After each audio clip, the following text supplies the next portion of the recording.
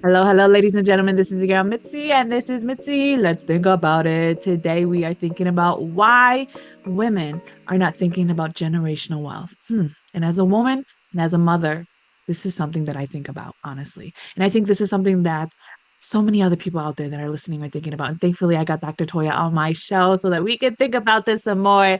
So, thank you so much, Dr. Toya, for coming on my show. Let's just dive in. Why is this something that we really need to think about?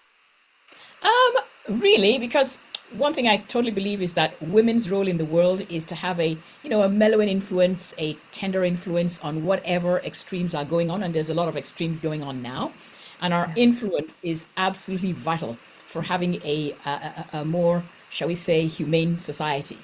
And Mm. in doing so, how do we influence that outcome? And in whatever we do, it's not just about the things we do; it's also about investment. And it's not just time investment, there has to be money investment.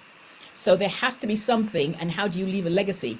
By being able to get something that not only extends beyond your family, sending your kid to college and setting them up for their wedding, for their giving them a small amount for their first house. How does it extend wider into the world? How does it affect other people? And how do you Yeah. leave a true legacy? And Yeah. you'll find that women have not been anywhere near where they need to be. They don't have the influential say in those decisions, in those happenings, in those changes. And I believe that if we had the ability to come up with generational wealth, to develop generational wealth, we'll have a better say in what happens to ourselves, our bodies, other people, our children, the world. Yeah. I like that. I like that a lot because those are a lot of points that kind of scare people. You know what I mean? Because it's a lot. It's a lot to think about.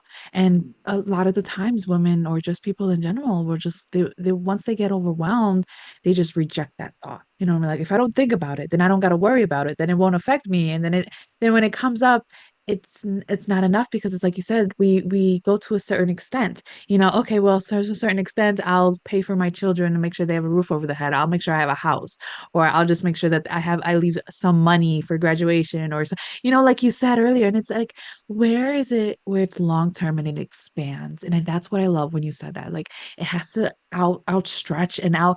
It like. It's not just your generation. It's the generations that affects your generations as Um, well.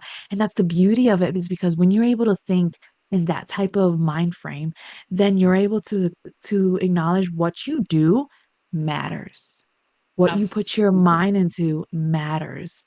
Mhm. But generational wealth can mean so much to so many different people. Can you explain it in your words? What does it mean really to you, generational wealth? There is wealth, which means kind of like you are comfortable. But even wealth is all relative. We know these days that there are many young people who are having to move in with their parents who were Yeah. ostensibly, wealthy, bordering on something, but having a dependent child is not the definition of true wealth. And how do you Mhm. empower the children? It's not just simply by giving them something, it's by something that is seeded through the generations. And it becomes compound interest. You start with a small seed and it grows. Can it grow by even just the interest that comes off it? Can it grow? Can you have endowments? Can you have huge legacies that come out of this? And if it's just for yourself and your family, that may be wealth. If it is for future generations, your third, fourth, fifth generation, i.e., Carnegie, the Rothschilds, Walmart, all kinds of things, that's generational wealth. And I don't know whether it's women are too scared to think about it. I have a theory about it. But women, I can't remember one woman where the actual generational wealth began with her. It wasn't inherited. It wasn't from some settlement. It began with her. We're good for all kinds of things. Yes, you are the mother of. Where was your seed from your whatever intellectual property, your child, that went generations and benefited? And I'm not just talking. I'm talking of true wealth, where you can say, guess what? Like, okay, let me give you an example, if that's okay. Yes, What got please. me thinking about this was the woman who gave $1 billion to a medical school in one of Yeah. those inner New York areas, Yes, I remember seeing that. to the medical school for free tuition. Now, the Mhm. backstory, which to me was somewhat, shall we say, dampening, was that it wasn't her money. It was her husband's money. And Mm-hmm. he was smart enough to say, okay, if you live after me, you can do what you like. So she had a choice as to what she did with it. But she's also elderly. I think she must be in her 70s or 80s or Yeah. something like that. And she taught there.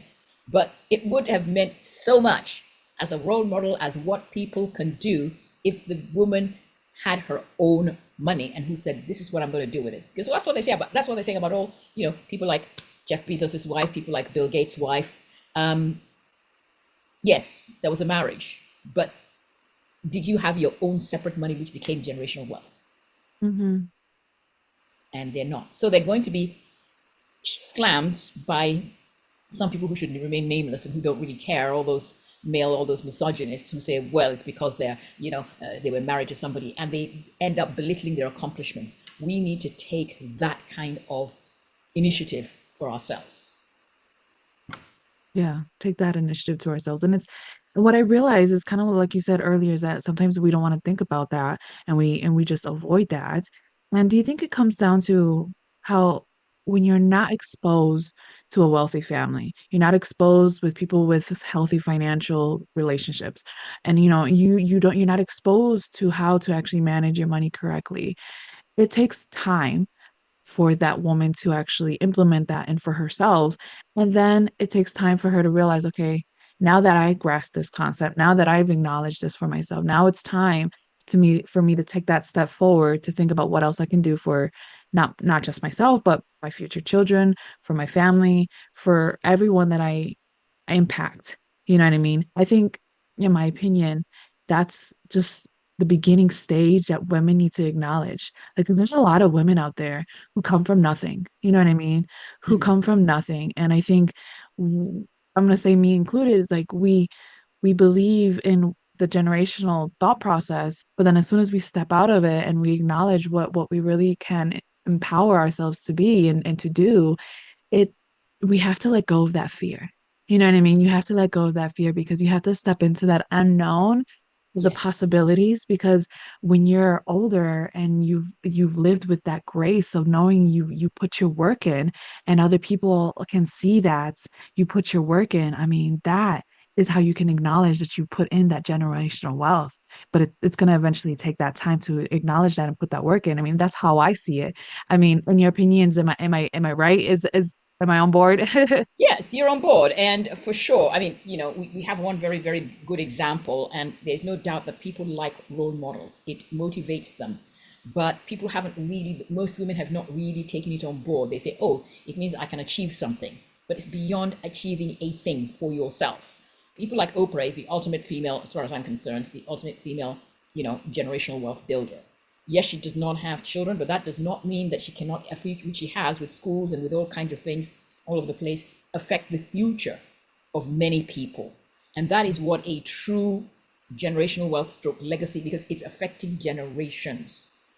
That's what it Mhm. is. It's affecting generations. But a lot of people kind of like, they say, oh, I like to do it. And yes, they will work hard, but they stop short at taking that leap. They stop short from taking that leap from I'm comfortable to I am super fantastic. Because yes, it takes a lot of work, it takes a lot of strategy. And my theory about that is that just as women are ramping up to their, I'm on top of it all, I'm kicking ass, I am crushing it at work. Guess what comes along? Yeah, childbearing comes earlier and they've moved beyond childbearing. But menopause comes at the exact time when you're getting to what is practically the zenith of your career, where you're saying, okay, I'm going to become this, I'm going to diversify, I'm going to become a director, I'm going to, really push for it. And with the fact that so many women suffer, if you like, adverse effects from it, they settle, they Mhm. move down, they don't achieve. And what happens? The men is the absolute point which they take off, because that is where they're having the sufficient income to really build something for the next 30, 40 years. And women, once you're left behind, guess what? You're left behind, it goes down. You go off and you compound interest, build it such that the gap is so wide, you can't cover that gap anymore. And this is Mm. generational wealth. This is just okay. Yeah, that's a good point. I like the way you said that. We do settle. Sometimes it's hard, but we need to acknowledge that that's what's happening. We Yes. have to acknowledge that. And once we acknowledge that's what it is that's going on and why this anger is building up is because inside of you, you know you shouldn't be settling. You know because what we're I mean? capable of so much more. So, Yes. so, so much more. Oh, only if we actually allowed ourselves to embrace all that we really could be. Oh my goodness. Imagine the world that we would live in. It would be totally a different world. It would Oh, be beyond, beyond, beyond. hmm, So, we need to it get the is, message out there to women to encourage them that they, not just as a who am I to build generational wealth, it's who are you not to build generational wealth. yeah, And how do I go exactly. about it? It's staying power. It's staying power. If you don't have Mm, staying power, you're not going to make it. yeah. You have to tough it out for 30, 40 years. And that good chunk of that 30, 40 years is beyond menopause. That, perimenopause and menopause, it's in that period because our life expectancy at 80, average life expectancy, 81 in the US, 84 or 5 in Canada, is such that you're living a lot of your adult life and your most productive possible years beyond, you know, that age Sure. from your 40s onwards. You can't settle at that point because you've just lost the whole thing if you settle. I know. You're just throwing in the towel. It's Exactly. ridiculous. There's really no point. You gotta keep moving and moving forward. So I guess it leads to my next question. When did you in your life that you realized that you needed to do this for yourself and your family and your environment? That you needed to Oh, start looking it for came at the general point at which menopause hit, basically, because I kind of oh like realized it could take me down or I could keep on swimming. And at the time, there weren't that many options. And I did go the traditional, I'm a physician, I did go the traditional medical route. That did not work for me. And I mhm, realized that guess what? There needs to be a new way of looking at this. I need to get out and start. So I did a lot of research, a lot of, trial and error, a lot of stuff like that. mhm. But then I knew I wasn't going to be settled because I knew I was capable of a heck of a lot more. And the only way to reach or to at least continue moving was to make something like menopause irrelevant, not to make it into such a situation where, you go to a doctor and he tells you that's normal, suck it up. It's like, what? I don't have to do anything like that. I got things to do, baby.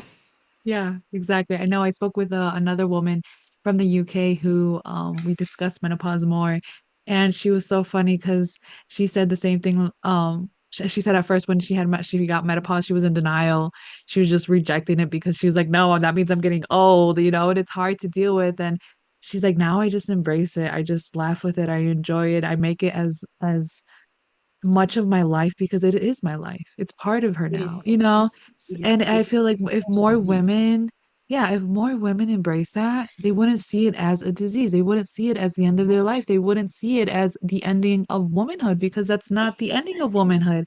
Who says you are no longer a woman? Who says that? Nobody. Not They even you can say that. Yes, You know what I mean? they've drunk that Kool-Aid, which is put out by people who are trying to diminish you, and it's Hmm. our job to make sure we're not diminished. Because basically, don't care what you call it, the patriarchy, etc., it's in their best interest to put us down so that they can rule the world. And we say, hang on a minute, we make up 51% of the world. We have an equal say on what goes on, particularly to our bodies, our cells, our finances. We have our say. How dare you think you can tell me what to do with my body? Exactly. I absolutely agree. I absolutely agree. So I have this quote here, and I want to know your opinions and what this quote makes you think about. So the quote goes, generational wealth isn't just about money. It's the legacy of values, knowledge, and opportunities you leave behind. I know that's kind of what we talked about, but what do you Yeah, think about when you hear that quote? because it's a whole thing. Like I said, there's a good component of money, but there is never just one thing in anything. It's never just money because you consider the people who left that legacy, their lifestyle. You cannot get that amount of money without having certain values, certain Yeah. habits, success habits worthy of emulation. You cannot leave that kind of legacy. There will be something, which is why there are, so many books written about, a lot of the people who left legacies, because there is something we can take from it. Because there is, so it's the habits, the thought processes, the what they did, to be able to give you something tangible like that to be able to continue. So it's a whole package. So it's Yeah. not just, it cannot never just be about money. It's just that Yeah. it's there and money does help you get a good education. But is it the only thing? It just makes it life easier.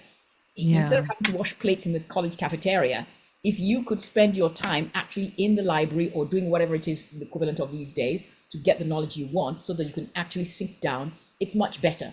But of course, other people have come from nowhere in adverse circumstances. And, there is something to be said for that as a driver. There is something to be said for that. But Mm. it is not, everybody should not have to, come from adverse circumstances to be Yes. able to leave generational wealth. Correct. I really like that last statement. I think that's very powerful. And I think that's something that people don't think about either because they think, oh, I have money, I'm fine. And then they end up splurging it and then they end up not having money. And then you don't have anything to leave behind. And then the cycle starts all over again where that one person's like, oh, this is either what it is, or they choose, oh, no, this is not what it's going to be, what it is. And that, I liked how you said it's that driver. It's that one that motivates you, that ignites that fire within you where nothing is good enough. But it's not because it's not because you're not grateful, but it's because you know you are set up for more. You know there's more to come. There's something better out there.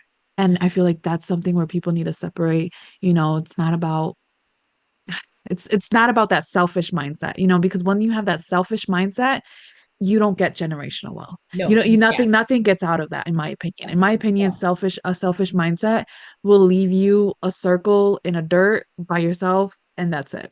I You mean, become, it's like lottery winners. You don't have the right mindset. You don't have the, and the statistics of all of lottery winners, as I'm sure you're aware, is that within a year, they're back to or worse than when they won the money. And we're talking people who've won millions, multi millions of yeah. dollars.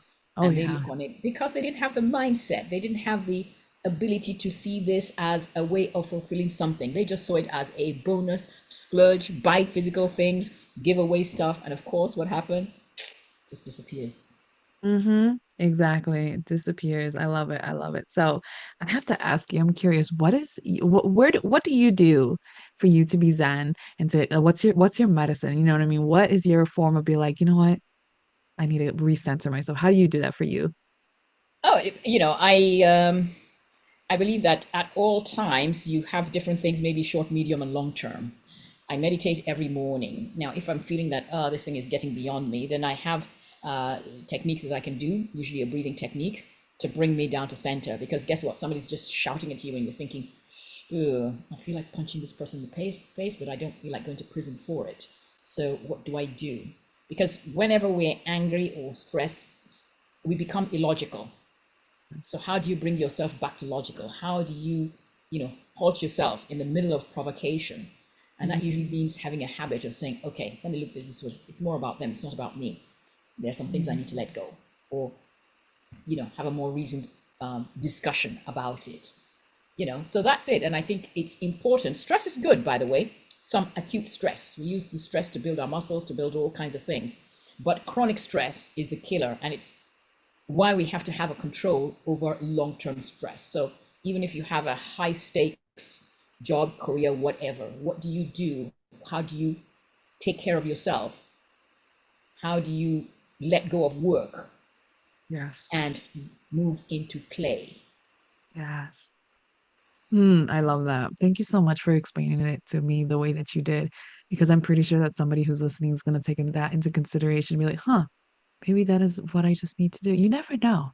You never know. And that's the reason why you got to have these conversations, just so that it can spark that curiosity, can spark that thought. It can just let you marinate those words, let it sink in, because one day when it finally clicks, you're going to be like, this is it. And you know what I mean? So that's the reason why I love this conversation, because women need to start thinking about what they're leaving behind. It's more than just a name, it's more than just an attitude, it's more than just a story, and once we realize that, then we will start acting with more purpose and with more grace.